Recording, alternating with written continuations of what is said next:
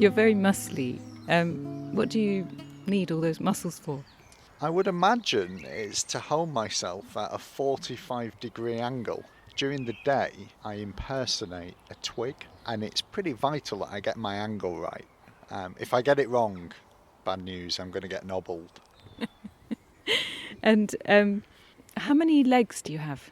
Well, I'm an insect, so I've got 6 legs. It's a surprise for people that I've got 6 legs, that all caterpillars have got 6 legs, because it looks like we've got a lot more.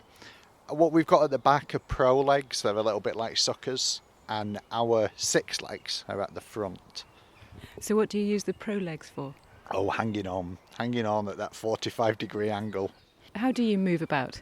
I'm also known as an inchworm, so I can get well over an inch actually, can get up to about 6 centimetres. But it's because I inch along. So I'll put my pro legs in one place and then I'll use my 4,000 body muscles to, where am I going next? I'll put my 6 legs somewhere and then I'll pull myself forward and my body will loop. It must take you ages to get somewhere. I'm not a big fan of moving around. I don't want to. I need to eat. I need to move to some fresh leaves every so often. But I'd much rather stay still. And if I am moving, I'm moving at night time. How do you avoid being eaten? One of the things I do is I stay very still. And I don't move during the daytime. So that's great. I move at night time, and that really helps me because birds aren't out and about foraging at night time. But I've got some other tricks up my sleeve as well. I can actually change colour. So it takes me a while, it can take me up to a week to change colour, and I prefer to shed my skin to help me along this journey. I'll shed my skin about 5 times before I eventually become a chrysalis. So I can change my colour to mimic the twig that I'm on. But it takes a week. Would you not get taken in that time? Yeah, I would much prefer to move to a twig that I already resemble. That's my number one tactic.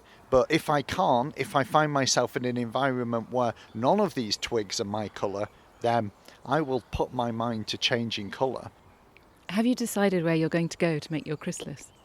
I go under the ground to make my chrysalis, so I'm going to climb down from this tree and take my chances. I'll inch my way down to the ground and not far under the surface, and then I'm going to be in my chrysalis tucked away right through until about next May, when I'll emerge as a beautiful adult peppered moth.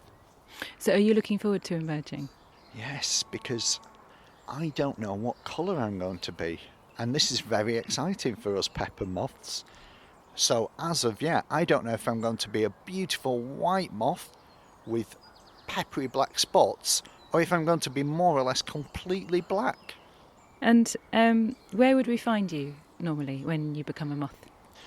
When I become a moth, I can be anywhere, because as a caterpillar, I can eat so many different trees. I can eat oaks or sallows or blackcurrants or brambles. You could expect to find me pretty much anywhere. So you stay quite close to where you emerged? Well, the male moths are the real travellers. We smell the females using our impressive antennae. We pick up their scent, their pheromones. The female moths don't need to travel as far. But as of yet, as a caterpillar, I don't even know if I'm a boy or a girl. Would we miss you if you were gone? Would you miss me? It's an interesting question, isn't it? Because the web of life is so dependent on caterpillars. Let's think about great tits, my main predator. They're probably feeding their babies about 600 caterpillars a day. So if you didn't have any caterpillars, you wouldn't have any of these lovely forest birds, and then you wouldn't have any of those impressive hawks that are flying around my wood like the sparrowhawks. So we'd see this collapse in the woodland ecosystem. So we are important. We're at the bottom of the food chain. If you had a message for us, what would it be? Finally, it's been accepted now by science that we are proof of natural selection. And natural selection is such an important theory for life on Earth.